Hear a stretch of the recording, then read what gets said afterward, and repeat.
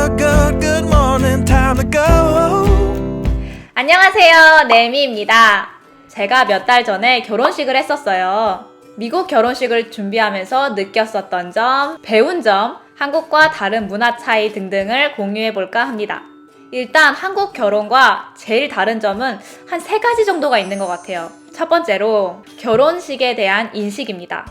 제가 느꼈던 바에 의하면 서양에서는 결혼식을 그 두 사람들만의 축제라고 생각을 하는 인식이 강한 것 같고요. 동양에서는 두 가족의 축제라는 인식이 강한 것 같아요. 그래서 서양에서는 커플이 둘만 어디를 떠나서 결혼식을 하고 왔다라고 해도 이상한 게 아니거든요. 심지어 그거를 칭하는 단어도 있어요. 일로프라고. 그런데 한국에서는 양가의 지인분들까지 오셔서 축하해주시는 그런 큰 이벤트잖아요. 그래서 이렇게 인식 차이가 조금 있다는 생각을 했습니다. 두 번째로 시간. 한국에서는 예식이 굉장히 짧잖아요. 최근에 결혼한 친구들 얘기를 들어보니까 예식은 한 30분? 길어봤자 한두 시간 안에 끝나는 게 보통이라고 하더라고요. 그런데 미국 결혼식은 보통 하루 종일 합니다. 댄스 플로어까지 하면은 밤 11시까지 정도? 저는 개인적으로 이거 굉장히 비효율적이라고 생각해요. 이거 하루 종일 한다고 해서 하루 종일 행복한 거 아니거든요. 신랑 신부는 말할 것도 없고 솔직히 하객들 입장에서도 얼마나 지치시겠어요.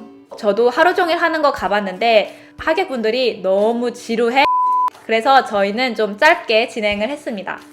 말 나온 김에 3번째, 결혼식을 마음대로 주문 제작할 수 있습니다. 결혼식 시간을 마음대로 줄일 수도, 늘릴 수도, 아주 소규모 10명만 초대할 수도 있고요.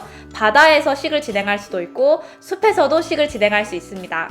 테마도 아주 다양하게 선정을 할 수가 있어요. 브런치가 테마가 될 수가 있고, 제 짱님이 가본 결혼식 중에서 제일 기억에 남는 결혼식은 드레스 코드가 만화 캐릭터였대요. 그래서 하객들이 온갖 만화 캐릭터 복장을 하고 나타났고, 그리고 신랑 신부가 마리오랑 피치 복장을 하고 나타났대요. 너무 귀엽지 않나요? 이런 식으로 결혼식을 마음대로 바꿀 수가 있어요. 그렇다 보니까 어떤 결혼식을 가면 그 커플에 대해서 생각보다 많이 알게 됩니다. 그 커플의 취향이나 성향, 결혼식에 이렇게 다 녹아져 있기 때문에. 그리고 결혼식을 준비하는 과정입니다. 일단 저희는 스몰 웨딩을 준비를 했고 웨딩 플래너를 고용하지 않았다는 점 감안해 주시고요. 만약에 플래너를 고용을 하신다면 훨씬 더 수월하실 거예요. 결혼식 준비는 식장부터 시작을 합니다. 식장에 예약을 잡고 방문하시면 그곳에 이벤트 코디네이터나 매니저가 이런저런 얘기를 해줄 거예요. 제공되는 서비스라든지 절차라든지 그리고 제일 중요한 가격까지. 한국에서는 결혼식이라는 확실한 목적이 정해져 있는 장소가 있잖아요. 미국에선 굳이 그렇지는 않아요. 결혼식장이라는 게 있기는 한데 다양한 이벤트 장소로 사용되는 그 공간 자체를 베뉴라고 부르고요. 이 베뉴는 장소의 제한을 받지 않습니다. 예쁜 식당도 베뉴가 될 수가 있고 바닷가, 공원 등등 정말 다양한 곳이 베뉴가 될 수가 있어요. 당연히 베뉴마다 다르지만 보통 4월부터 9월까지가 성수기라서 약간 더 비싸고요. 그리고 토요일이 제일 비싸고 그 다음 일요일, 그 다음 평일 순으로 가격이 책정이 됩니다. 당연한 얘기겠지만 베뉴는 가보고 안 가보고의 차이가 많습니다. 아니 웹사이트에 올라와 있는 사진들은 어쩜 그렇게 잘 찍혔을까요? 100평처럼 보이는데 직접 가보면 내가 정작 사용할 수 있는 공간은 한정이 돼 있다든지 아니면 주차 자리가 굉장히 불편하다든지 교통이 굉장히 불편하다든지 기타 등등 이래서 직접 가보셔야 됩니다. 다음으로 청첩장, 레지스트리 그리고 RSVP입니다. 청첩장은 솔직히 못생겨서 놀랬습니다. 한국은 예쁜 청첩장이 너무 많아서 고민하잖아요. 여기는 너무 못생겨서 고민합니다. 그리고 모바일 청첩장 이런 것도 한국은 이쁜 게 정말 많던데 여튼 청첩장 안에 꼭 들어가야 하는 것 중에 하나가 레지스트리입니다. 레지스트리는 결혼하는 그 커플이 새로운 시작을 하면서 필요한 용품들을 작성한 리스트예요. 그리고 하객은 축의금 대신 그 물품들을 선물로 대신 전해주는 겁니다. 청첩장에 레지스트리가 없으면 아마 레지스트리는 어디서 해? 라는 질문을 많이 받으실 거예요. 요즘에는 세상이 좋아져서 하객이 선물을 구매를 한 후에 원하는 목적지까지 바로 배송이 되더라고요. 예전에는 이 선물을 사서 결혼식까지 가서 직접 건네줬었어야 했었대요. 세상 참 편해졌죠? 청첩장에는 보통 RSVP란이 있습니다. 미국 결혼식은 내가 간다, 안 간다를 대답을 해주셔야 돼요. 그리고 이 대답에 어긋나는 행보를 하시면 예를 들어서 내가 간댔는데 못 갔어. 또는 내가 못 간댔는데 서프라이즈 하면서 나타났어. 그러면 엄청난 민폐입니다. 네, 진짜 웬만하면 그렇게 하지 마세요. 이게 문화 차이인 것 같아요. 한국에서는 모르는 분들이 오셔서 축하해 주시면 정말 감사한 일이잖아요.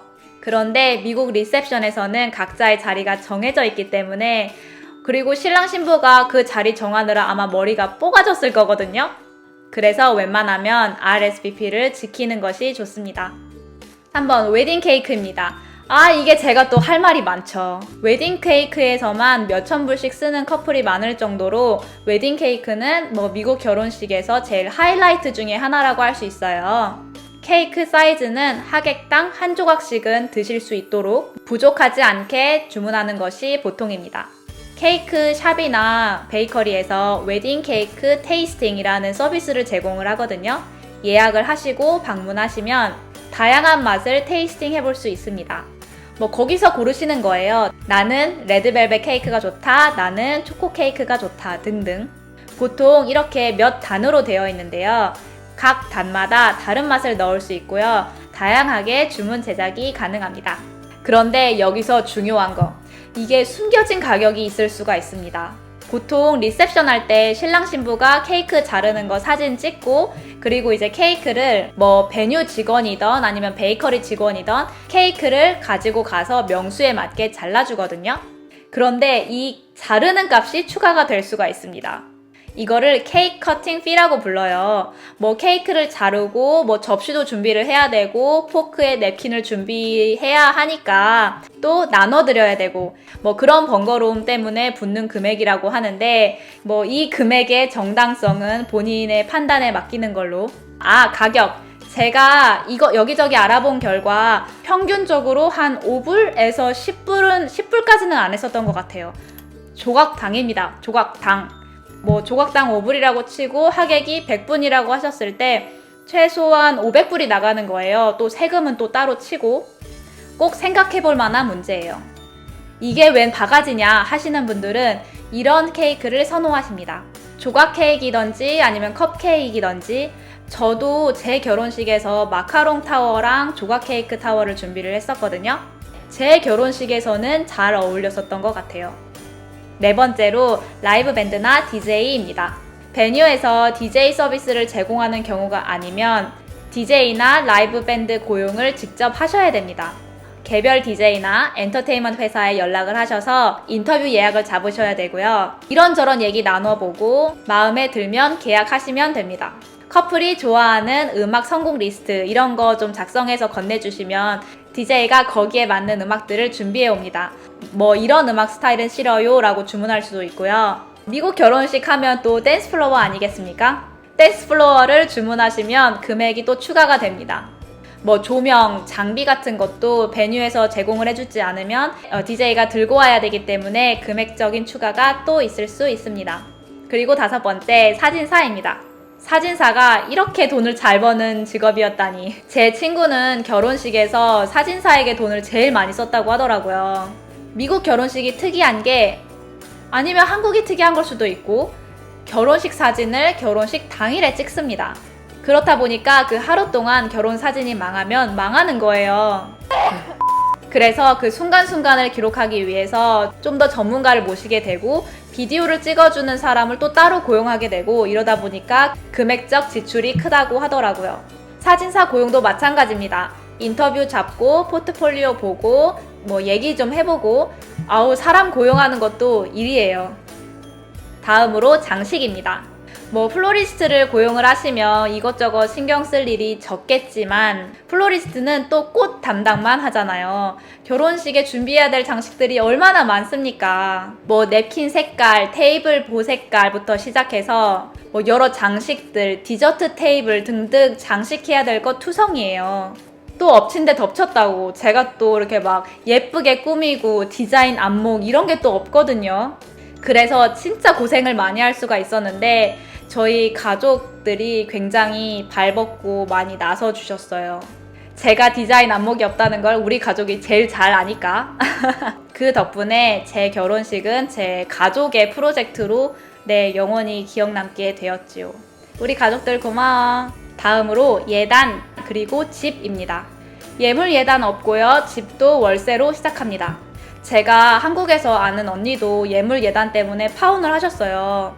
파혼을 할 정도로 중요한 예물 예단도 단순하게 문화 차이로만 바라봐야 하는 건지 솔직히 잘 모르겠어요.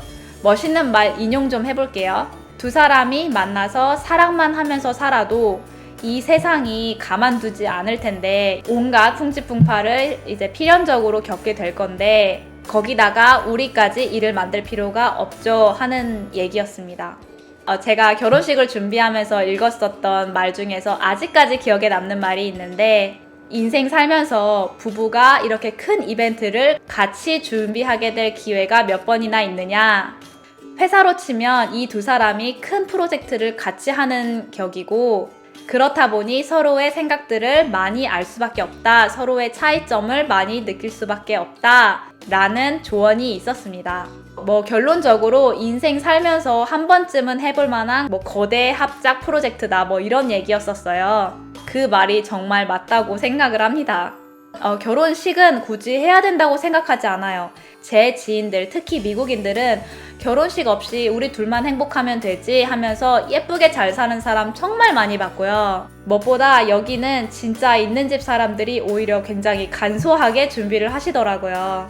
내가 성대한 결혼식을 원하면 성대하게 하는 거고 내가 간소한 결혼식을 원하면 간소하게 하는 거예요.